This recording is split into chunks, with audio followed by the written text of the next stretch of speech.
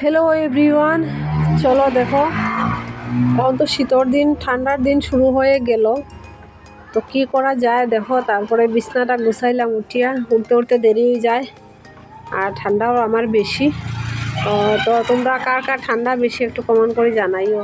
আর এত গাড়ির আওয়াজের লেগে কিটা কইতাম, কোয়ার মতন নাই। তো আজকে কিছুটা দিন ধরে শরীরটা বেশি ভালো নাই, তারপরও এই যে বিছনাটা গুছিয়ে তারপরে ঘরটা ঝাড়ু দিলাম। আর সবাই আশা করি তো ভালোই আছো, আমিও ভালো আছি, মোটামুটি ভালো খারাপে তোমাদের আশীর্বাদে চলছে কোনো রকম। শীতের দিন তো এখন খুব বেলা চলে যায়। তারপরে এই যে ঘরটা ঝাড়ু দিলাম, আর বিছনাটা না গুছাইলে তো হয় না। তারপরে অনেক কিছু বিছনাটা, এই ঘরটা ঝাড়ু দিয়া ঘরটা মুছমু। আর বাসন তো অল্প, দুইটা থাল আছে, এটা ধুইয়া লাইমু। আর ঠাকুরের বাসনটা ধুইয়া তারপরে স্নান টান করে লাইমু।